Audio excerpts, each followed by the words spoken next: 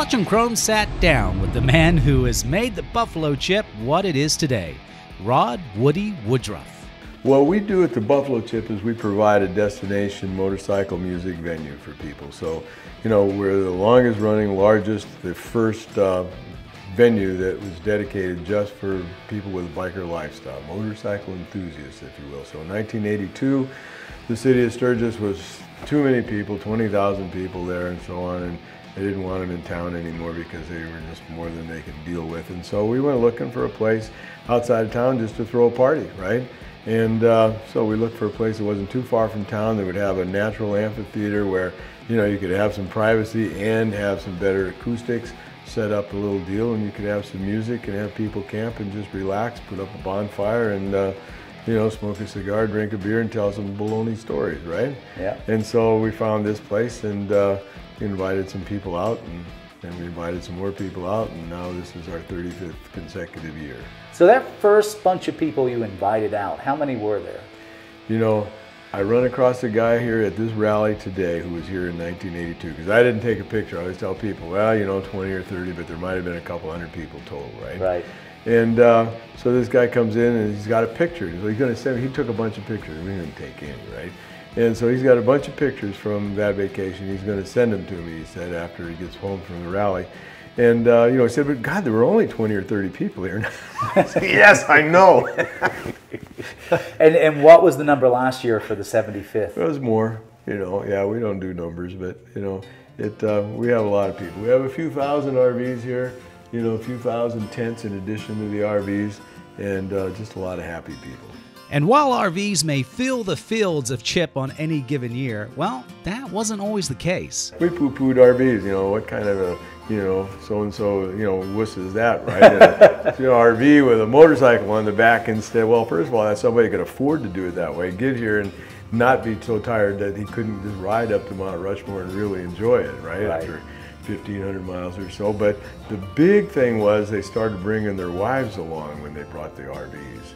And that just changed the party, because party with women is a whole different, more fun deal than just partying with a bunch of guys. And that's kind of where we started out, was mostly almost 100% men at the beginning. Because, in 1982, the only people getting here were people that could keep those Harleys running, so they had to know how to use a wrench, and they weren't very comfortable. There weren't a lot of baggers, a lot of rat bikes in those days.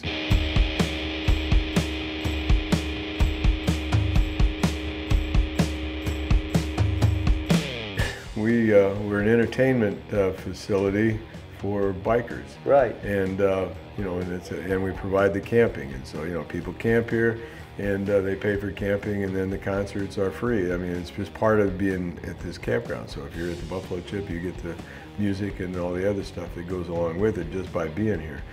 And where we started with that, it's, I guess I never had any other ideas. I tell people, really, it's a natural outgrowth of throwing keg parties in high school, right? I bought the beer, you paid me the money, I told you where we were going to have the party, and we'd meet there secretly, right? Because none of us were old enough to be drinking. Awesome. So. I mean, but really, the names that you're bringing to your entertainment center here at the Sturgis Buffalo Chip are bigger than you see at most. I can't think of any other motorcycle rally which attracts such big names. Yeah, I don't think there are any. When I started off, I thought, I got some people coming here, right? And they're paying for this. And so I had an opportunity to have somebody that I like to come here and perform for all of us, and I couldn't afford to do it otherwise. So these people are just helping me pay for the band. How's that? Nice. Well, I mean, it's true. So, after a while, I got a little bit harder to pay for the band too, because as we, start going for, Kid Rock and Toby Keith at the peak of their careers, they like it here, but they still like to get paid for coming. Right. So it works out. But yeah, so we just had to get bigger so we could afford the bands that I really wanted to have come. Right. And it isn't just those guys either. I mean, we had Albert King. I wanted to have Albert King before he passed away, and we just barely made that one. So what favorites do you have on your list which you haven't gotten here yet? Oh, my competitors would then just hire those guys. No, we didn't have any competitors when we started. Now we got oodles of them, see. So, but, probably the guys, I mean, my question is, who would you want to see, right? So I'd ask you who you want to see, and then we figure out, well, do I like that guy? If I don't like him at all, he's out of the question. You know, if we got somebody that you want to see, you know, that's probably who we ought to have, because we're going to be here forever. So as long as they're still alive and still working, eventually we'll have them here.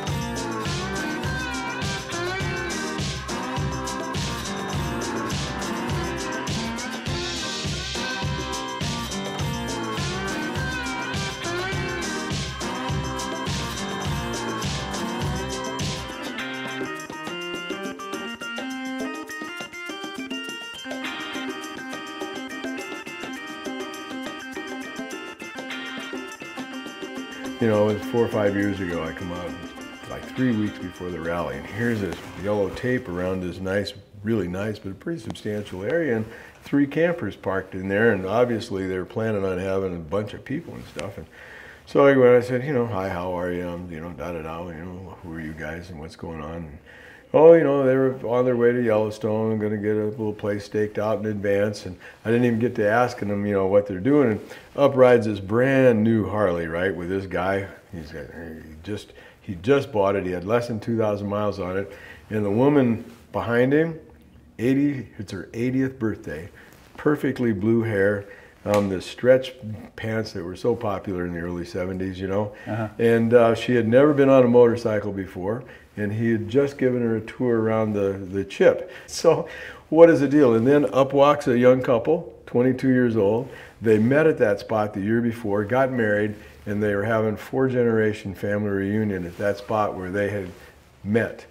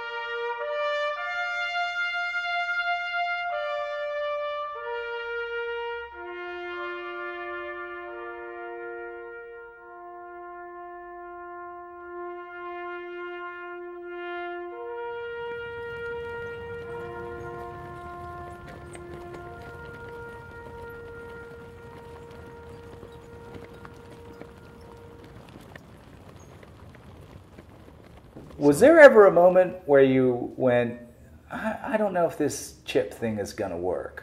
Well, there are plenty of downtime periods, because what happens is as we continue to grow, the city of Sturgis changed his mind about it, you know, being the rally, and decided, well, wait a minute, you know, we're Sturgis, this rally is our deal. We're going to, what's the deal here with that thing out there? So we had lots of ups and downs politically, because all of a sudden then we fight a government that, you know, wants to have all your business, and so that makes a difference. So there were times there, and probably still will be more, where you think, what the heck am I doing, right? Because I don't need to do that. I could have done any number of other things. This started off as a hobby, and I was perfectly happy to do it as a hobby while I was practicing law, and had some real estate and some other businesses in a little town of, somewhere else a little further west of here.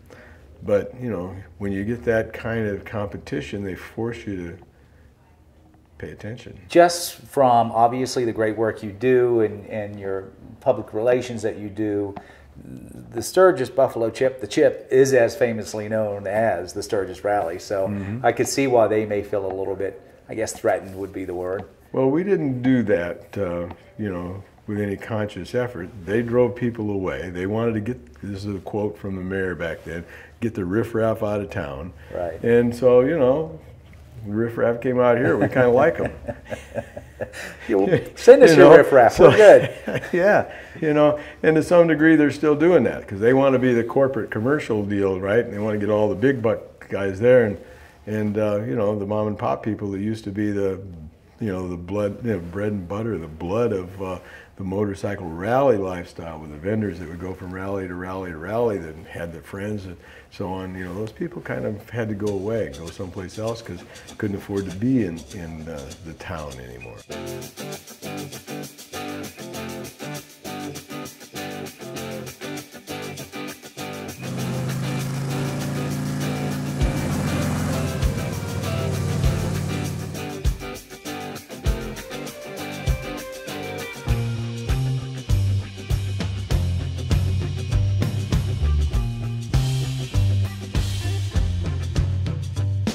With more than 35 years under their biker belts, we wondered, what's next for the Buffalo Chip? Hopefully more and bigger. I mean, our challenge always is, when we started off, it was like 20 or 30 people at a bonfire, right? And, now we got a lot of people, and we're not allowed to have any bonfires because it seems like it's always a drought around here, and there's too many people. We don't want to be having any fires. So we have to be able to accommodate more people every year. And we want to do that, but the challenge is how to do that and not screw up that magic that brings them back and says you're going to have so much fun here. So I don't have a definite way of doing that. We've been fortunate enough apparently not to screw it up so far. And my daughter and my son are active in the business, that's the next generation. And so, I think if we can whatever that is, I hope they don't screw it up either, right? That's what it is. But we're planning to be here forever, so we're trying not to screw it up.